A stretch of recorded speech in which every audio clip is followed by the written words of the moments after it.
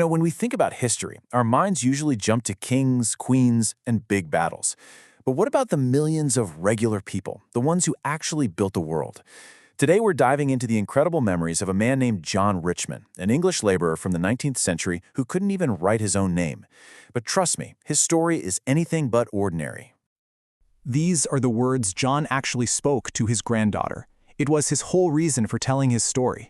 It's this really personal plea that just reaches across the centuries, asking us not just to know about the past, but to really understand the people who lived it, and see how they made us who we are.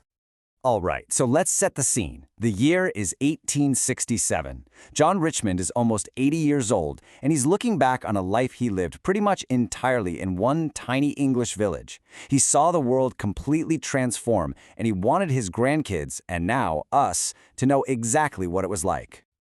So, let's properly meet the man himself. This is John Richman, born in 1788 in a little village called Hilperton in Wiltshire. And even though his life covered this period of just massive change, his whole world was right there in that one little spot.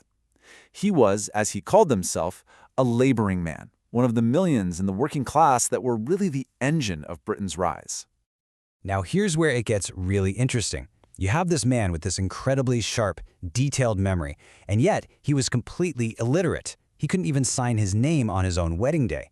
That one little fact tells you so much about the world he lived in, where getting an education was a total luxury, and your value wasn't in what you knew from books, but in what you could do with your hands.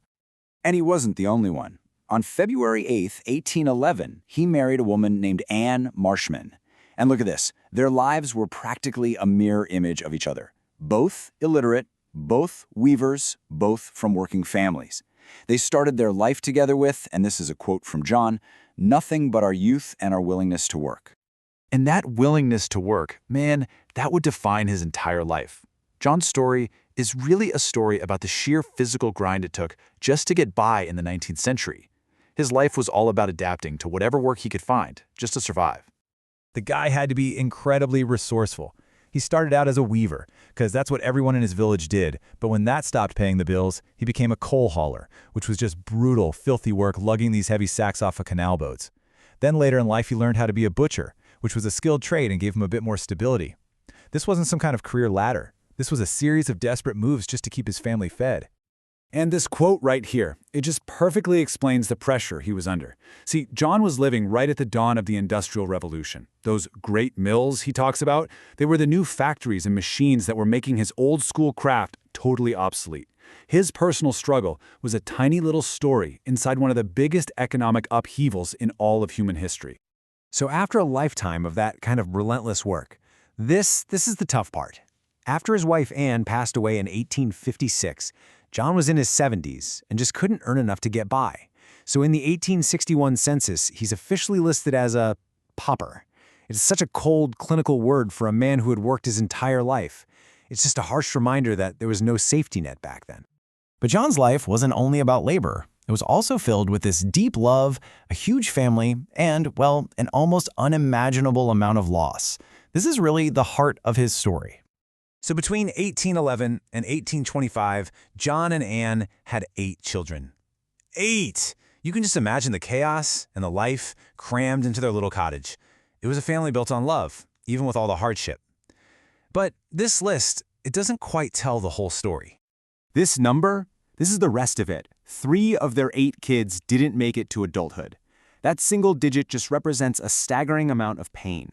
We know their son Thomas died when he was 21, and they lost 2 baby girls as well.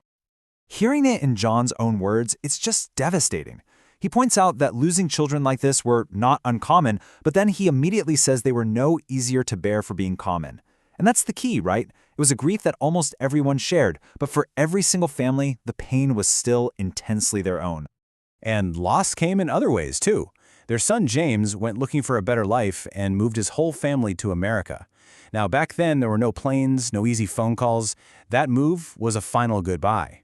John remembered that it pained your grandmother terribly because she knew she would never ever see her son or meet her American grandkids.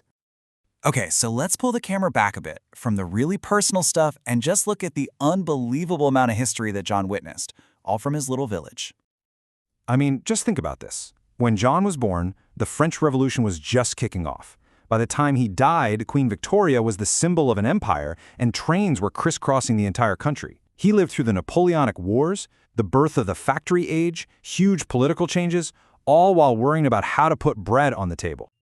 And yet, for all that epic change, John brings it right back down to what's real, to the things that are always true about being human. This is such a profound insight. He just knew that no matter what armies marched or what machines were invented, the basics of life, love, work, family, grief, they never really change. Which brings us to his final thoughts, his conclusion on what his life meant and the message he wanted to pass on. I absolutely love this quote. He's talking about his clothes, his traditional smock, his hat. And to him, they weren't just fabric. They were his identity. They told the world exactly who he was and where he came from. He was a man who was deeply and proudly part of his world. And this might just be the most important thing he said. He knew that the world didn't think he was important. He had no money, no power, no fame. But he measured his own life by what actually mattered, living, loving, and leaving a family behind. That is not nothing, he says. It's such a quiet but unbelievably powerful statement of his own worth. John Richman's final request was for his family to tell them we were here. And his story, this supposedly ordinary life, is a reminder that our own family trees are full of people just like him, people who lived and loved and survived. So it leaves us with one last thing to think about. Whose story from your own past, a story that might seem ordinary, is just waiting for you to tell it?